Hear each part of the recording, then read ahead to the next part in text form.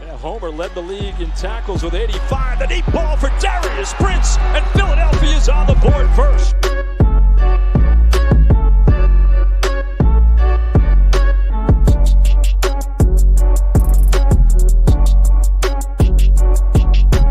On the draw, this is Bryson Allen. And Allen weaving his way all the way down to the 22. 10-yard line, 5. Mayfield, Dancy, all around. Throw it as far as he can throw it. Jump ball coming. Crazy stuff. Not this time. And you want to be a wide receiver. You're going to have to take a little bit of a hit like that as Brown got him in that shoulder, but watch. Those are teeth. Do we have a dentist on staff here?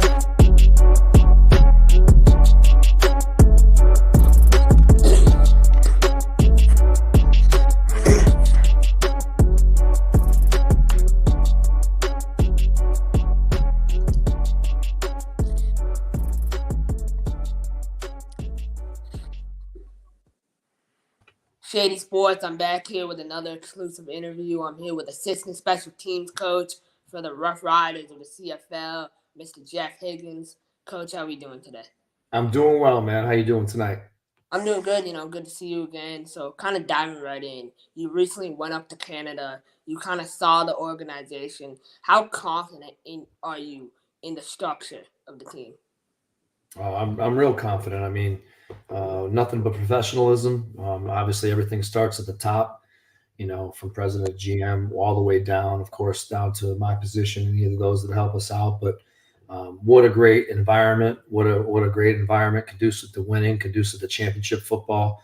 We're grinding it out there as a staff, got a lot of energy. Corey, which is Coach Mace, has done a real nice job of putting together a great group of character-based men. Can't say enough about the guys and the teammates I'm going to have that work with me, that I'll learn with, also grow with, and bust and grind with. So great structures in place, policies, and of course, the overall, structure as you alluded to. I can't wait to get it done, man. We grinded it out and ready to get back up there and get to work. Without a doubt, and as a staff, you guys were super aggressive when free agency started. You can make the argument you guys had the best free agency in the CFL. How important was it as a staff to kind of set the tone for the new era? Oh, real important, man. And, sitting down, figuring out, strategizing what the process might look like. Of course, taking the lead from our assistant GM and head coach. It's a lot of fun, man. This is the reason why you're in professional football, right? You get to make the dinner, but you get to, buy the groceries, so to speak. But yeah, they did a real good job with that. Been real aggressive, got out and got some great pieces of the puzzle, and they're not done. I mean, we're still, going into the draft coming up here, but that was a good piece. Every time we got a player, Coach Mace was ringing the bell. We come in, figure out who it was and where we're at, put that little piece on the board, so to speak, and chalk it up as a victory. But we're looking for great guys that want to be there and want to work and create a culture that's blue collar, very aggressive, like you said, and intense. We know where our feet are. We know what we're looking up. We know we got a great league ahead of us. That's ahead of us, so to speak, with wins and losses and talent. We're going to do what we can, to climb the ladder, and it's going to start before, not now. It started. It's on its way, and now again, we're just going to go ahead and bring those guys in and show them what we need to do, and then hopefully get it done. I mentioned this before. Your emails, your DMs, they must be full of guys wanting to play at the highest level of football. How do you, when you sit down, you being a couple months into this, how do you know a guy's really ready to play in the CFL? Well, you got to embrace it. I mean, the number one quality, right, is availability. That's you got to be available. So, with the league, the UFL, or maybe the NFL, whatever, if they're signed to another team or whatever, those leagues are we're exempt from picking them up. But the other leagues, the lower leagues, the NAL, the AFL, whatever, if they're looking to play, but just to go to the highest level, I mean, the most important quality, right, is drive and wanting to be there and play for, I guess, a Super Bowl or in our case, a Grey Cup. So there's guys, like you said, in my DMs all the time. Believe it or not, sometimes I don't have a chance to read the message right off the bat and look at the film, but I do look at the film because if they're going to try to make the team better, that's going to make me better. If I can make us better, it makes us all look better together, right? But there's a couple guys that I've coached previously that sent up some film, and they're going to get an opportunity without any mentioning any names on here.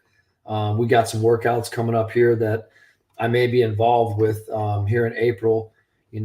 Fort Lauderdale, I want to say, is the 14th, if that's a Sunday. The 13th, I think it's in Tampa, if I remember correctly.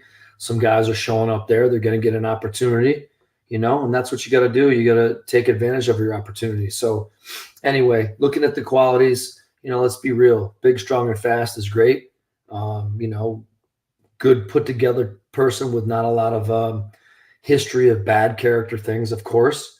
But guys that are hungry and want to win, that want to do it day in and day out. So, think about, let's take even what you're doing. You got to grind, right? I got to grind. We're looking for grinders. That's what it takes. So, again, excited about it. I don't make all the decisions when it comes to that. I look at those films. I pass it on to the right people. They talk about it.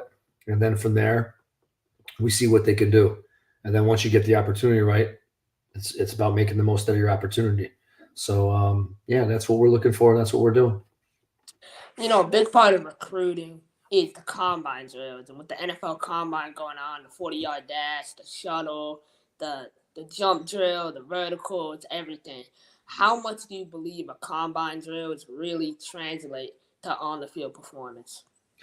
It does a lot. If you got those intangibles, right, and you're looking at what someone's doing at a workout, the best way to figure somebody out, let's just take even, your best friend. You take him to work out, and you can figure out a lot about them, right?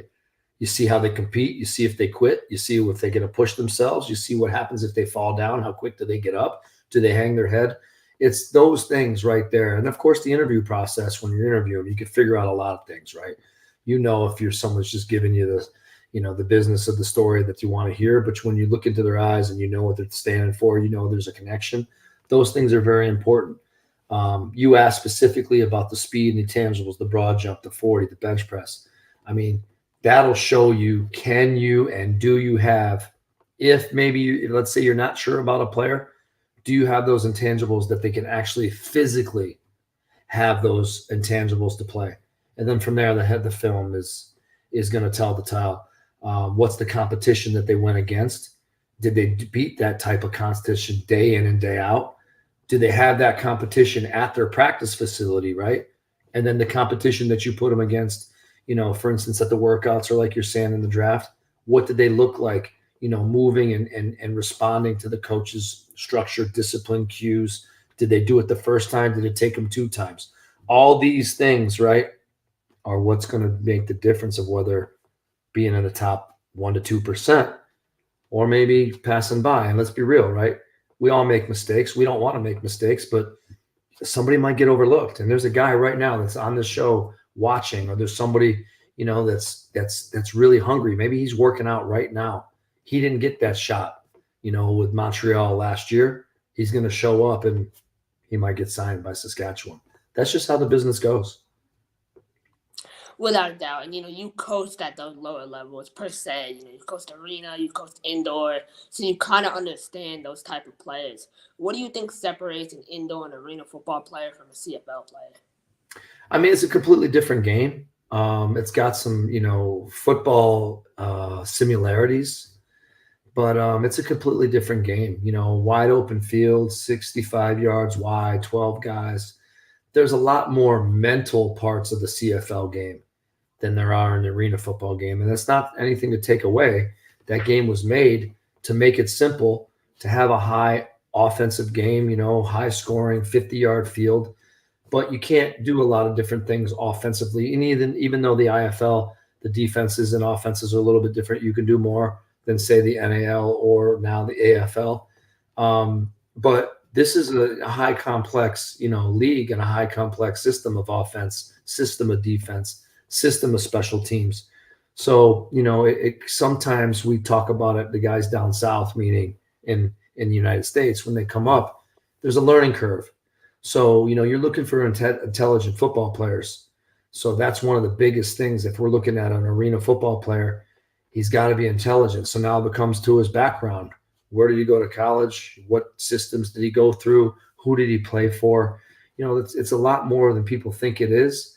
And that's not to say that when you're looking at all these things that maybe they can't or whatever, it's just going to make you, understand that they have a shot. But again, what do you do in the moment that you're asked at the workout or in the mini camp or in the rookie camp or maybe in training camp?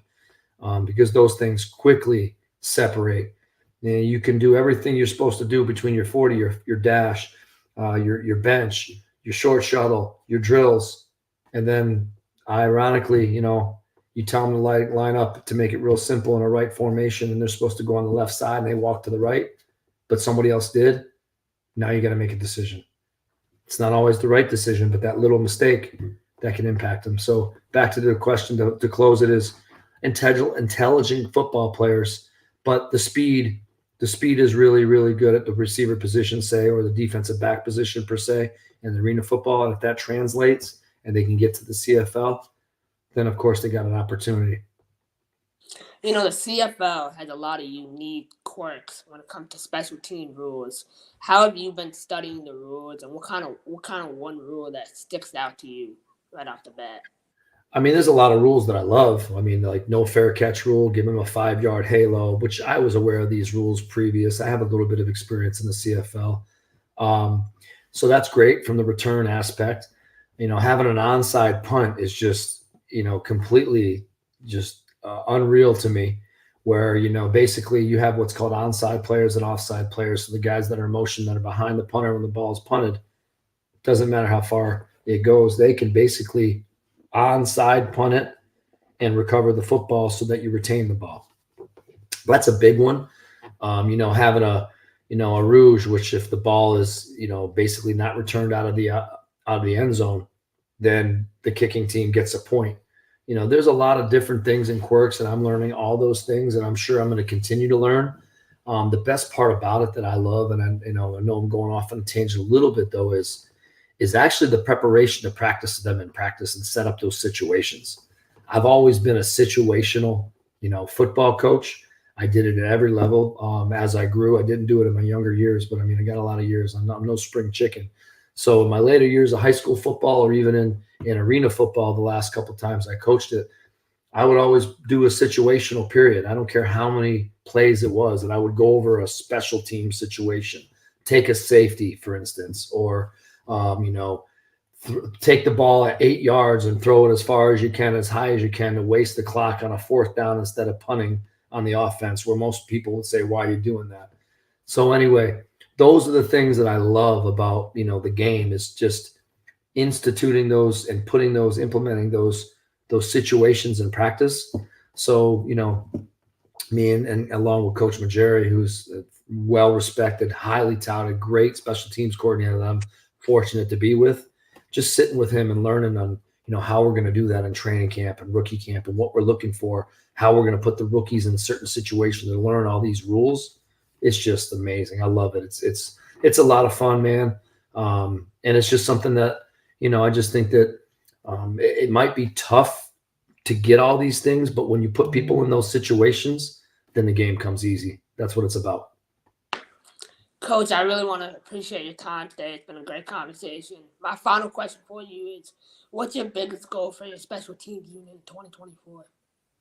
Oh, well, you always got to talk about the big four: punt, punt return, kickoff, kick return. So, I don't want to have any problems with protection on punting the entire year with limited return yards. Same thing with kickoff, right? We want to get our kickoff team down there, limited returns. And of course, you're going to want to score, right, on kick return. So we got to score and get big plays. But if you can end every single drive with a kick on offense, that means either a punt or a field goal. And then, of course, make some big plays to put yourself in a position to turn around for either flipping the field for the defense or, of course, setting up your offense. You can't ask for anything more if you don't give anything up. So big goals, that's great, but you got to shoot for the best when you want to be the best. Without a doubt, Coach, again, really appreciate your time. I'm looking forward to your CFL debut with the Roughriders this year. I appreciate you, man. Good luck to you, too. I'm a game changer.